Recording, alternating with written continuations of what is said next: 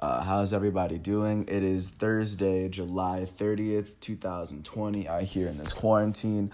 Today basketball does come back, but for today I'm just going to get into what happened with baseball last night along with the two big basketball games tonight and what's going to come along with it, along with the elite performances from the elite players.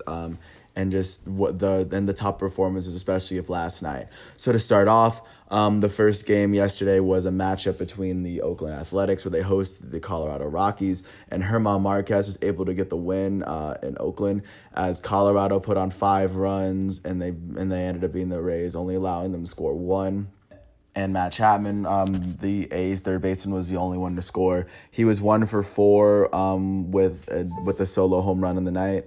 Going to the Colorado Rockies, Nolan Arenado would finish 1 for 5, as the Rockies would all in all put in 9 hits and help them secure the win. They are now sitting at 4-1 atop the National League West. Another AL-NL matchup happened between the Arizona Diamondbacks and the Texas Rangers, as the Rangers scored 5 runs in the 8th inning to give them a 7-4 lead and eventual win over the Diamondbacks, who now slipped to 2-4.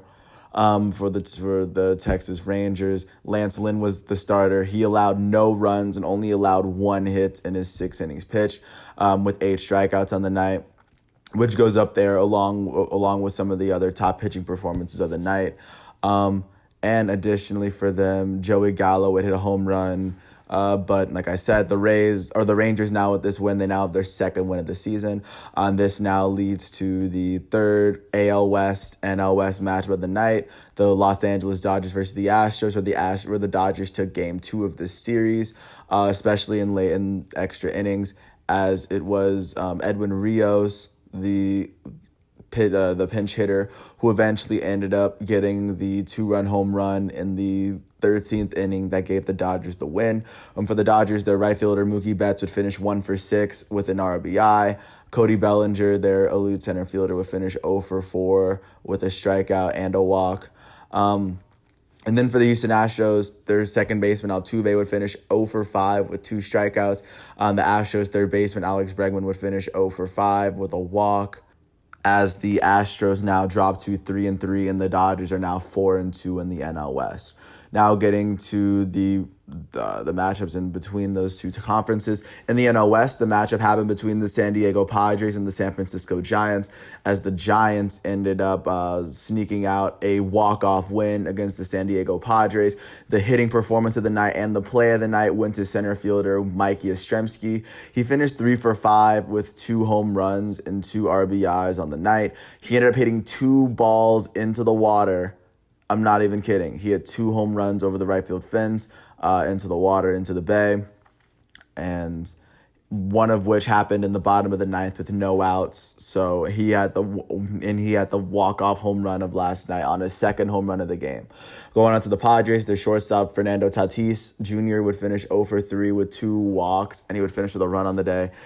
Third baseman Manny Machado would finish 2 for 4 with 2 RBIs and 1 run, as he hit his second home run of the season.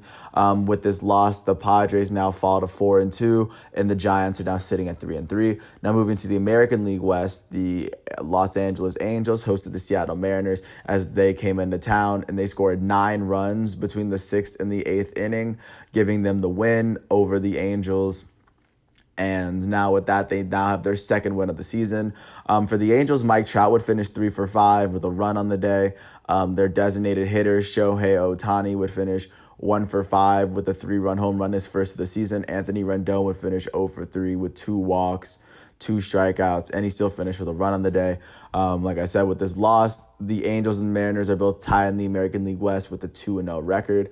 Now moving back to the Central, the Cleveland Indians hosted the Chicago White Sox, and the White Sox were able to get their second win of the season as they scored all 4 of their runs in the 9th inning. And with this, they didn't give Giolito the win, but Giolito still allowed no runs in the 6 innings that he pitched. The starting pitcher for the Cleveland Indians, Zach Plesac, finished pitching 8 innings with 11 strikeouts on the day. To me, I think he gets the pitching performance of the day for just how amazingly he pitched. Jose Ramirez would finish 3 for 4 in the day. Francisco Lindor would finish 0 for 3 with a walk on the day.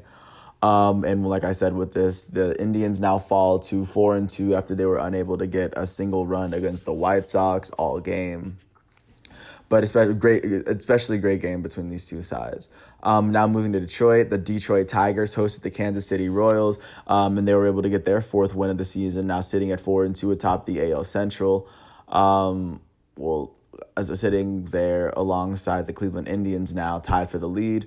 And with this, the Royals simply just didn't have enough. They scored all 4 of their runs in the first 3 innings, but a 3-run fifth ended up tying the game for the Tigers, and they eventually went up in the 7th, and they haven't looked back. Jacoby Jones would finish 3 for 3 with an RBI and 2 runs, as he did finish with a home run on the day. And that was the home run that gave the Tigers the eventual lead to where they couldn't come back. And now they're sitting half a game behind the Twins, who just came off of a 3-0 win against the Cardinals, as they scored 1 run in the first, 2 runs in the fourth, and they kept the Cardinals completely. Kept them completely off the board. The St. Louis Cardinals pitcher, Daniel Ponce de Leon, would pitch 3.2 innings. He would have 8 strikeouts out of the 11 possible outs. 8 of them were strikeouts, impressively. The Cardinals' first baseman, Paul Goldschmidt, would finish 1 for 3 with a walk and 2 strikeouts. And then moving out to the Twins, they were able to get 5 hits on the day, and now they sit at 4-1. Now they are sitting half a game above the Tigers, and the Cleveland Indians in the AL Central. With that, the Cardinals now dropped to 2-3 in their division, and right now they're falling right behind the Milwaukee Brewers, who are now 3-3 after a 3-0 win against the Pittsburgh Pirates. Woodruff was able to get the win. He had 10 strikeouts and 6.1 innings pitched. He only allowed 1 hit and allowed 0 runs in total, as he pitched a gem against the Pirates. Additionally, Brewers left fielder Christian Yelich would finish 0 for 5 with 3 strikeouts and left 4 on base. And with this, the Milwaukee Brewers, like I said, are sitting 3-3 in the National League Central. But they are 1 game currently behind the Chicago Cubs, who yesterday lost to the Cincinnati Reds 12-7 after the Reds put up 7 runs in the 5th inning. For the Reds, they would put on a total of 10 hits to help them secure this win in the 12 runs that they had. Nick Castellanos, their right fielder, would finish 2 for 3 with 2 runs and 4 RBIs. He hit his 2nd home run of the season. For the Chicago Cubs, their shortstop Javi Baez would finish 0 for 2 with 2 strikeouts. Their third baseman Chris Bryant would finish 1 for 5 with 2 RBIs. Anthony Rizzo would finish 0 for 1. And with this, the Cubs now fall to 4-2, and they still have the best record in the National League Central. Now moving out to the East, going to the intra-squad scrimmage, the intra-squad match, the intra-conference, intra-league matchups. The Atlanta Braves would host the Tampa Bay Rays for the first time following the last 2 games being played in Tampa Bay. The Braves would end up putting on 7 runs, and they would get the win over Tampa Bay, especially in the later innings. Their pitcher, Mike Soroka, would allow 2 runs on 5 innings pitched, and Charlie Morton would allow 2 earned runs on 5 innings pitched for the Rays. He now sits at an 8 ERA for the season, but even going into the hitters, the Braves right fielder Ronald Acuna Jr. would finish 1 for 3 with a run on the game. Their second baseman Ozzie Albies would finish 1 for 5 with 1 RBIs. One of the better hitters of the night was Freddie Freeman. He finished 4 for 5 with his first home run of the season. He had a run. He had 3 RBIs on the night. And just like I said, the Braves proved to be too much for the Rays as they were able to squeeze out their 3rd win of the season, as Mark Melancon got his first save. Additionally, moving on, the Boston Red Sox were able to get a win in Shea Stadium or in New York finally, as they were able to score 3 runs in the 8th to eventually give them the edge, and the Mets just couldn't come back. For the Mets, Pete Alonso, their first baseman, would finish 4 for 4 with no runs or RBIs, but he definitely found his groove last night. But the Red Sox proved to be too much, and their catcher, Christian Vasquez, would finish 2 for 4 with 3 RBIs on the night for the Red Sox, helping them secure this win. They're now sitting at 2-4 in the AL East, and the Mets 3-3 in the National League, in the National League East. Of course, moving on because the Phillies and the Yankees got postponed, and same with the Miami Marlins and the Baltimore Orioles. Of course, one of the remaining matchups that happened last night was between the Yankees and the Orioles last night, as the Yankees now jump to a 3-1 record after beating the Orioles 9-3. Garrett Cole would go on to get his second win of the season, allowing 3 runs in 6.2 innings pitched with 7 strikeouts. Moving up to the batting order, their second baseman, DJ LeMay, he would finish 4 for 5 with 2 runs and 2 RBIs on the day. Their right fielder, Aaron Judge, would finish 2 for 3 with 3 runs and 2 RBIs. Their shortstop, Gleyber Torres, would finish 0 for 4 with a walk and a strikeout. Their designated hitter, Giancarlo Stanton, would finish 1 for 3 with an RBI single.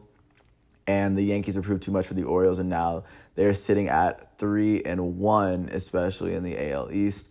And going on to the last game, a game that reached the 10th inning, the Blue Jays were playing in Nationals Park, but the Blue Jays were the home team. The Nationals were able to score 4 runs in the 10th inning as they were able to get their second win of the season in their first 6 games. Not much to say, especially for the Blue Jays, as Vladimir Guerrero Jr. finished 0 for 4 with 2 strikeouts. But Asdrubal Cabrera, the designated hitter for the Nationals, would end up getting 3 RBIs and 1 hit as the Nationals were able to get their second win of the season. So that's what we saw, especially yesterday. As like I said, the best hitter of the night goes to Mike Yastrzemski, who hit 2 home runs, especially the walk-off home run for the Giants, which also, for me, was the play of the game as they secured that really, really big win over the Padres. And to me, I think Zach Plesac deserved the pitching performance of the night after pitching 8 full shutout innings, only allowing 3 hits and striking out 11 batters. And with that, I'm going to take a look at the standings as we're almost through with our first full week of baseball. It's been a full 7 days. This has been a full week since the Yankees and the Nationals played their first game. But right now, just looking at the standings in the American League East, right now the Yankees and the Tampa Bay Rays currently sit atop the AL East. The Yankees are 3-1. The Rays are 4-2. They're both at about, the Yankees have a better win percentage, so they're right above them. The Toronto Blue Jays and the Baltimore Orioles sit a game behind them. The Blue Jays are 3-3. The Orioles are 2-2, both sitting at 500. And then you have the Boston Red Sox, who are 2 games behind the Yankees and the Rays, a game behind the Blue Jays and the Orioles at 2-4. Going to the American League Central for today, the Minnesota Twins are the only team sitting atop the AL Central with a 4-1 record. Sitting half a game behind them are both the Cleveland Indians and the Detroit Tigers with 4-2 records. And sitting at the bottom of the AL Central tied are the White Sox and the Royals, who are both 2-4. They're 2.5 games behind the Twins in total. Sitting in the AL West, both the Houston Astros and the Oakland Athletics are both leading the AL West, both with 3-3 records, sitting at 500. The Texas Rangers at 2-3 are sitting half a game behind them, sitting in third in the AL West. The Los Angeles Angels and the Seattle Mariners are both a game behind the Astros and the A's, and they're both sitting at the bottom of the AL West. Moving out to the National League, the Miami Marlins at 2-1 are sitting by themselves at the top. The Atlanta Braves and the New York Mets at 3-3 are both tied, half a game behind the Marlins at second in the National League East. In fourth, you have the Philadelphia Phillies, who are half a game behind the Mets and the Braves with a 1-2 record. And the Nationals are 2-4, 1.5 games behind the Miami Marlins. But that's what the NL East is looking like right now. Moving to the National League Central, the Chicago Cubs are sitting by themselves at the top of the NL Central with a 4-2 record. Behind them is the Milwaukee Brewers, who are 3-3, a game behind. Half a game behind the Brewers are the 2-3 St. Louis Cardinals, who are 1.5 games behind the Cubs in total. And then sitting at the bottom, 2 games behind the Cubs, are both the Cincinnati Reds and the Pittsburgh Pirates.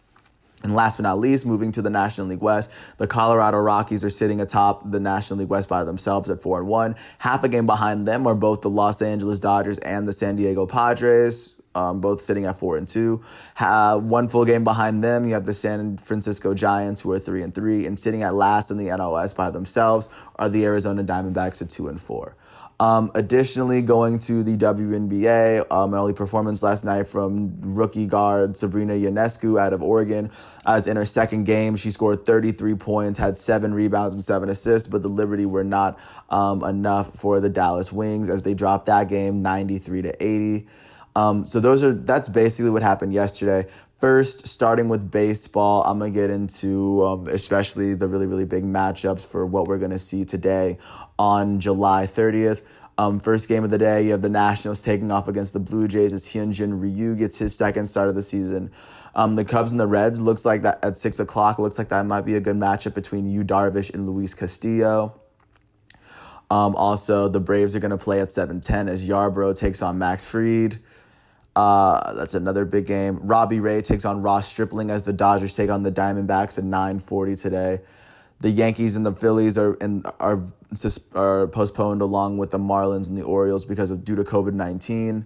And the last games of the night, you're going to see Lamet versus Gausman as the Padres take on the Giants, along with Marco Gonzalez and Bundy taking up against Dylan Bundy for the Angels as they face off at 9:40 Eastern Standard Time. But that's what's going to happen in baseball. No crazy big matchups. But the biggest headline today is that the NBA is returning as they're going to resume their season tonight on TNT as Donovan Mitchell and the Utah Jazz face off against Zion Williamson and the New Orleans Pelicans first at 6:30.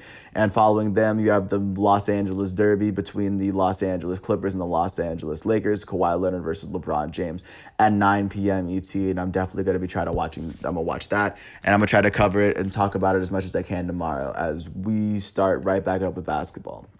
And with that said, I really appreciate you for hearing me out, letting me talk my piece, because yesterday was a really amazing day, and I think that with basketball coming back today, sports is not going to be the same, but it's going to be a really amazing season to see everything come back tomorrow. And with that said, I wish everyone the best. Peace out.